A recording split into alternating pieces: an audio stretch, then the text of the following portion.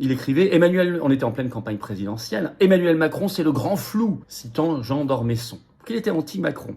Puis il a rejoint Macron. Et depuis 2017, le début du premier mandat, il est ministre sans interruption. D'abord, il a été secrétaire d'État à la transition écologique, puis aux collectivités territoriales à partir de 2018, puis ministre à l'Outre-mer en 2020, et depuis mai 2022, ministre aux armées. Et maintenant, Premier ministre, bien sûr. D'ailleurs, je signale que comme ministre aux armées, dans le calendrier vaccinal des militaires français qui partent en OPEX, comme on dit, les opérations extérieures à l'étranger, qui sont envoyées à l'étranger, il y a toujours aujourd'hui, alors où je vous parle, une dose d'injection ARN messager Covid-19 obligatoire. Ça, c'est un des legs de Le Cornu. C'est incroyable, c'est scandaleux.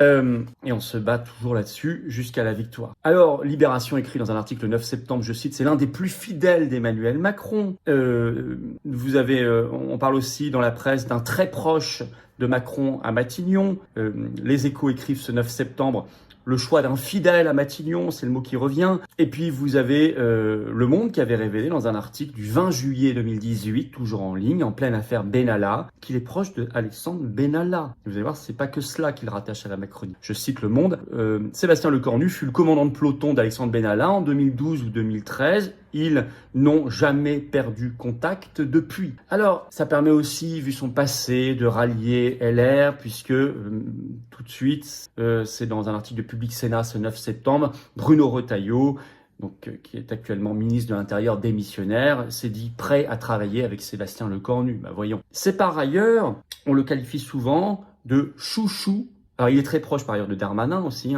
qui est à LR, et on le qualifie, qui vient de LR, on le qualifie aussi de chouchou de Brigitte Macron. Et ça, c'est stratégique, manifestement. Vous avez un article, alors je vais aller faire la presse People, mais c'est là qu'on apprend parfois des choses. Le 9 septembre, on voit cette grande proximité. Je vous cite un extrait. Je cite. En février 2024, le journal L'Opinion révélait que l'ancienne professeure, donc Brigitte, appréciait particulièrement l'humour de cet homme politique, Lecornu. Le successeur de Bayrou serait notamment reconnu pour ses talents d'imitateur, allant de Sarkozy à Castex, en passant par Louis de Funès. Bon. Il amuserait également la mère de 3 enfants, donc Brigitte, avec des répliques de films de Jacques Audiard ou encore des sketchs bien connus du grand public. Un talent qui a retenu l'attention de l'épouse du président. Vraiment dans un autre monde. Très proches, Lecornu et Brigitte Macron auraient même de nombreuses habitudes ensemble, selon les informations de nos confrères. En plus d'un dîner tous les 6 mois, il rendrait également à l'occasion visite à Carla Bruni dans le Var, au Cap-Nègre, propriété de la chanteuse, et à son mari Nicolas Sarkozy, soit au fort de Brégançon, résidence secondaire des chefs de l'État. Bon, on a l'impression d'être à la cour, là. En tout cas, c'est important. Alors, c'est pour vous montrer tous ces liens. Benalla, Brigitte, Macron lui-même, des grands ministres importants d'actuel gouvernement, Darmanin, Retailleau, tout ça, c'est un monde. Donc, c'est un choix carriériste, c'est un choix de maintien, c'est un choix du système. Puis, c'est le choix de la guerre. Forcément, quand vous nommez l'homme qui est ministre des Armées depuis plus de 3 ans, qui a piloté toute l'affaire de la guerre d'Ukraine depuis 2022, ça donne une coloration évidente à Matignon, une coloration de guerre, évidemment. Alors, là où il y a une subtilité, c'est un choix piégeux et vicieux. C'est que certains pourraient se dire, est-ce qu'il n'y aurait pas un tournant un peu national dans cette nomination? Car il arrive que M. Lecornu ait des tournures de phrases ou des expressions un peu plus nationales que la Macronie en général. Je m'explique. Il a, à plusieurs reprises, dans des interviews à des sites spécialisés sur l'armée ou l'industrie de défense, dit qu'il était, je cite, le ministre le moins européen du gouvernement.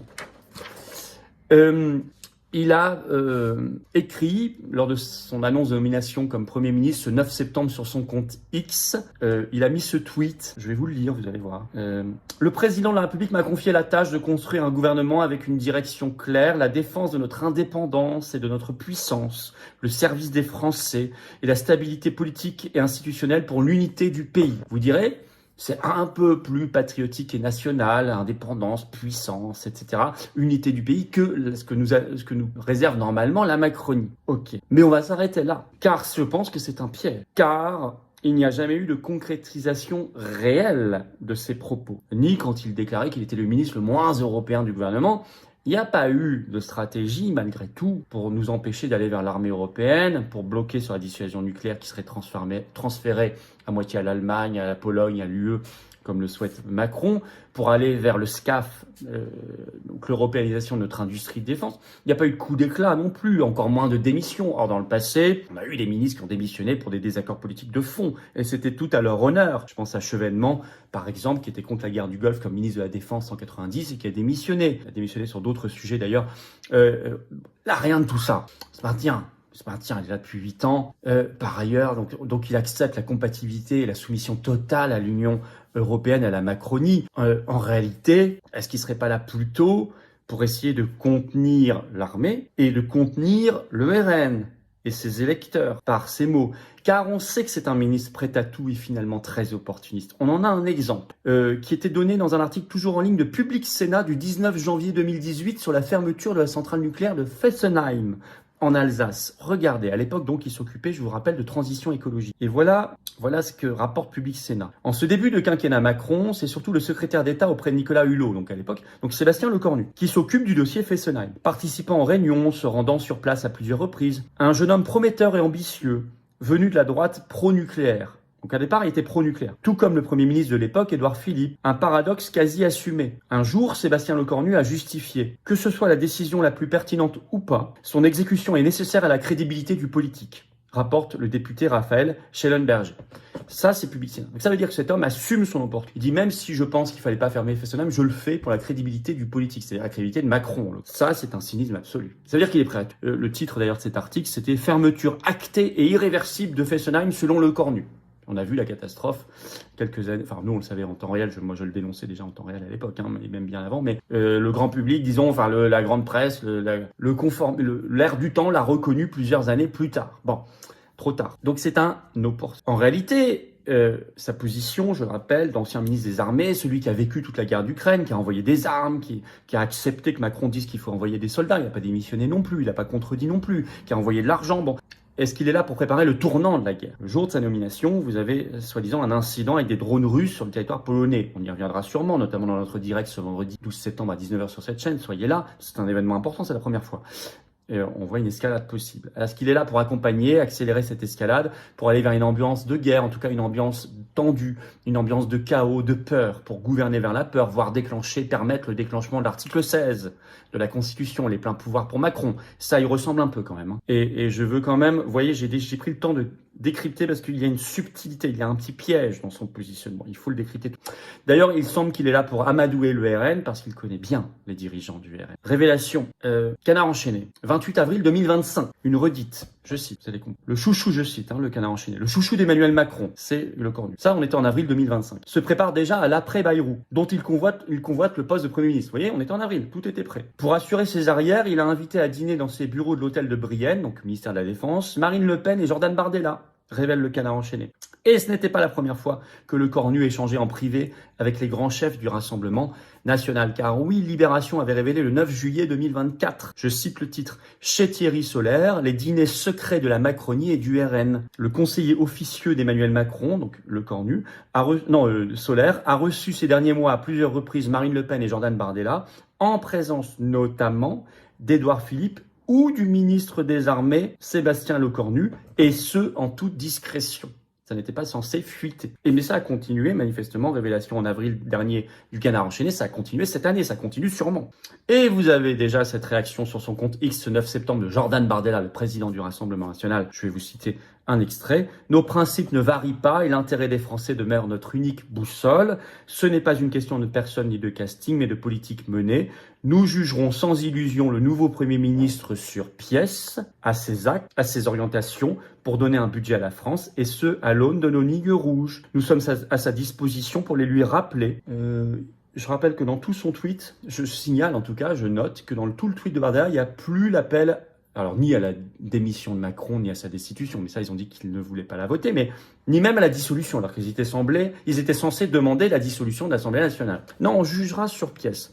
Ce 10 septembre matin sur France Info, leur député porte-parole Philippe Ballard dit qu'on jugera sur pièce. On n'a pas la motion de censure compulsive. Une heure plus tard, je signale que sur le même France Info, le chef du PS, Olivier Faure, déclare « on jugera sur pièce ». Comme quoi, ils se sont passés le mot. Par son entêtement, donc, Macron bloque notre pays. Et vous savez ce que c'est qu'un blocage macroniste? C'est le chaos en marche. Le chaos. On y est ? Le chaos, oui, on est dans le chaos, puisqu'il n'y a aucune majorité possible si on continue à vouloir gérer le pays par une petite minorité, une minorité de plus en plus étroite. Ça c'est pas possible dans une démocratie. On avance inexorablement vers le déclin. Le début du mandat d'Emmanuel Macron, c'était les gilets jaunes, puis la période du Covid, ensuite il y a eu les émeutes, les meurtres et les viols en série par des clandestins sous OQTF. Et derrière, je me permettrai de citer Henri Guénaud, qui expliquait que ça se finira dans la violence. Et c'est ça la crainte aujourd'hui. Et le pire du pire, c'est que nous assistons impuissants et éberlués à ce qu'un clan s'accapare toutes les manettes, toutes les commandes de l'État afin de continuer sa politique toxique. Perchoir, syndicats, conseil constitutionnel, conseil d'État, presse, tous ces postes sont occupés par des amis d'Emmanuel Macron. Une dictature, c'est un régime où une personne ou un clan décide des lois. Eh oui, dans cette république bananière, un journaliste du service public peut comploter contre la démocratie, être pris en flagrant délit et être soutenu par les autres journalistes du service public, puis aller dîner gentiment à l'Élysée. Vous avez bien entendu. Augustin Donadieu qui dit on a aperçu Patrick Cohen entrant à l'Élysée à 20h. Donc c'est une information que me donne Augustin Donadieu. On a aperçu Patrick Cohen entrant à l'Élysée à 20h. Le journaliste qui utilise vos impôts pour sa guerre politique a tapis rouge à l'Élysée. La nomination de Lecornu, c'est donc un doigt d'honneur à tous les Français. Nomination de Sébastien Lecornu à Matignon, un message politique très fort envoyé à tous les Français. C'est un pion Renaissance, l'AREM macroniste, formation politique massivement rejetée par les Français, balayé par 3 fois par les urnes, Lecornu devient le Premier ministre le plus démocratiquement illégitime de la Ve République. Macron a amené notre pays exactement là où il voulait, 0 légitimité, 100% du pouvoir. C'est tellement un scandale démocratique que même Bob Ménard, la girouette, est obligé de le reconnaître. C'est vous dire. Par rapport aux Français qui n'en peuvent plus de monsieur Macron, ça ressemble à un bras d'honneur. Ça ressemble à, vous pouvez dire tout ce que vous voulez, je choisis quelqu'un qui est son bras droit, d'une certaine façon. Cela ressemble à un bras d'honneur. Doigt d'honneur ou bras d'honneur peuvent paraître vulgaires, mais que voulez-vous que l'on dise ? Macron a choisi celui que les Français ne voulaient pas. Lecornu, le chouchou à Matignon. La connotation de chouchou n'est pas très flatteuse, Cela suggère un courtisan, un larbin, un être sans honneur ni colonne vertébrale. Cela se vérifie dans son CV, on y reviendra dans un instant. C'est tellement choquant que même 20 minutes semblent avoir tourné Kazakh. Bloquons tout, le début d'un mouvement et de la fin pour Emmanuel Macron. Qu'arrive-t-il à 20 minutes pour témoigner d'un tel éclair de lucidité ? Ça, pour une surprise, eh bien, pas pour moi, et je peux répondre à Amélie. Les milieux économiques sont en état de sidération. On annonce l'abaissement de la note de la France par les agences de notation. Et que fait Macron ? Il provoque les Français par la nomination de Lecornu. Et semble chercher une fois de plus l'affrontement et le chaos. Trop, c'est trop. Et il y a également la dérive tyrannique du Poudré qui fait vraiment peur. Il devient fou et dangereux. Macron convoque un conseil de défense sur la guerre informationnelle. Un conseil de défense a été programmé le 10 septembre, jour des manifestations, pour faire le point sur la stratégie française en matière de lutte contre les manipulations de l'information et les tentatives de déstabilisation venues de l'étranger. Et certains évoquent l'article 16. 3 solutions se dessinent pour la crise actuelle. Mais Marc Toiti en redoute une 4e. Le déclenchement de l'article 16 qui donnerait les pleins pouvoirs à Macron. Si nous arrivons à cela, nous serons évidemment à la veille d'une guerre civile. Voilà le niveau de désarroi dans lequel la France est tombée. Les sondages catastrophiques de Macron, la colère sociale, l'effondrement de la confiance. Tout est déjà réuni pour une crise politique sans précédent. Et c'est précisément ce climat qui affole les marchés. C'est la raison pour laquelle il faut absolument destituer Emmanuel Macron. Il est dangereux. Les députés de la France Insoumise ainsi que d'autres députés de gauche ont déposé ce mardi 9 septembre une proposition de résolution visant à engager une procédure de destitution d'Emmanuel Macron. Tous les députés devraient soutenir cette proposition et j'espère que le Rassemblement national s'alliera donc à la France Insoumise au moins sur ce sujet. D'ailleurs, qu'en pense Bardella de la nomination de Lecornu ? Alerte info, Jordan Bardella indique que le RN ne censurera pas le nouveau Premier ministre Lecornu. Nous jugerons le nouveau Premier ministre sur pièce. Mais c'est insupportable. Macron crache au visage des Français, le RN dit « Pas de souci, on va un peu se moquer de vous aussi ». Mais c'est délirant. Et puis cette expression « juger sur pièce », qu'est-ce qu'il faut à Bardella comme pièce ? La submersion migratoire, la tyrannie, la faillite, la destruction de notre pays, ce n'est pas suffisant. Qu'est-ce qu'il lui faut comme preuve que Lecornu mange les petits-enfants ? Et puis, évidemment, les ennemis politiques du Rassemblement national sortent, eux, les pièces. Le ministre Lecornu a rencontré secrètement Marine Le Pen pour parler de l'Ukraine. Nous étions le 15 octobre 2024. 2025, le dîner secret de Le Pen et Bardella chez Lecornu, le ministre des Armées. Le chouchou d'Emmanuel Macron se prépare déjà à l'après-Bayrou, dont il convoite le poste de Premier ministre.